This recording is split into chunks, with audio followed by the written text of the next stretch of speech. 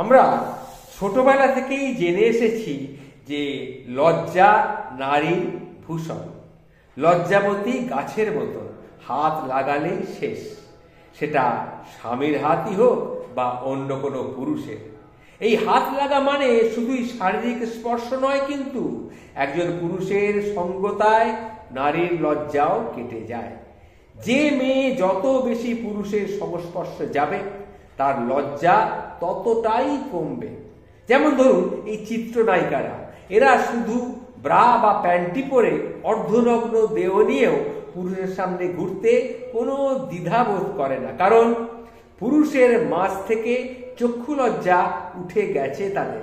অথচ কনজারভেটিভ ফ্যামিলির একটা মেয়েকে ওড়না ছাড়া দাঁড়াতে বলল, সে কিন্তু লজ্জায় মরে যাবে।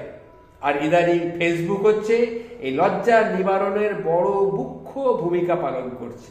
যেমন একটা উদাহরণ দিই, শুনুন। ফেসবুকে বন্ধু বেশি আর অতি আধুনিক মেয়েরা ছেলে বন্ধুদের সঙ্গে পিরিয়ড নিয়ে কথা বলে, ফ্ল্যাট করতে গিয়ে শরীরের নগ্নতা নিয়ে কথা বলে, আবার মাইন্ড করলে বলে just kidding, take it easy. অশালীন লাগে না মানে লজ্জা শেষ। আবার এখন ফেসবুকে প্রেমিক বেশি, কেউ প্রেমে পড়েছে তো প্রেমিকের রোমান্সের ছলে অশ্লীল কথাও বলে, একদম ঠিক স্বামীর মতো। তারপরে ব্রেকআপ হয়, আবারও কোনো প্রেমে পড়ে, আবারও চুম্মা চাটি কত কি হয়, তারপরে আবার সেই ব্রেকআপ। তখন লজ্জা শরমের মাথা খেয়ে মেয়েটা একসময় নির্লজ্জ হয়ে যায়। অশালীন প্রেম নারীর লজ্জাশীলতাকে একদম গ্রাস করে ফেলে। নির্দিষ্ট একজন পুরুষের প্রতি আকর্ষণটা আস্তে আস্তে বিলীন হয়ে যায়, জাগে বহু যুগের সান্নিধ্য পাওয়ার ইচ্ছা, অর্থাৎ লজ্জা শেষ। একজন নারীর কাছে পুরুষের উপস্থিতি হচ্ছে ইয়ারার মতো। প্রথমে একটা খেলেই পিনি ক্লাসে, তারপরে 20-25টা খেলে কাজ হয়, ব্যাস এক সময় পুরুষের প্রতি তার আর ফিলিংস কাজেই আসে না।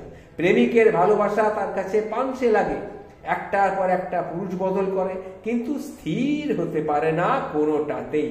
জানাশোনা শেষ হলেও আর ভালো লাগে না কাউকে, বোরিং লাগে, কারণ ওই যে ডিফারেন্ট টেস্ট নিতে নিতে তার ভালোবাসার অনুভূতিটাই একদম শেষ।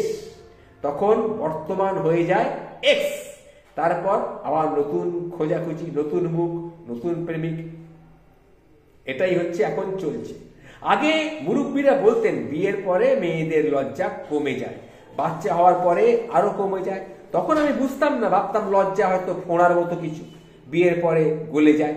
কিন্তু এখন আমি বুঝি, আগে মেয়েদের কাছে স্বামী ছিল পুরুষ, তাই বিয়ের পরে অনেক অনেক কথা হতো, কিন্তু বিয়ের আগে নয়।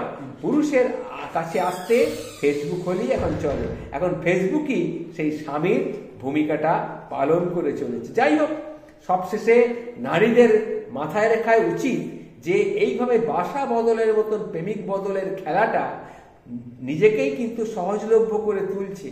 আর যে জিনিস সহজে পাওয়া যায় তার কিন্তু কদর আর থাকে না।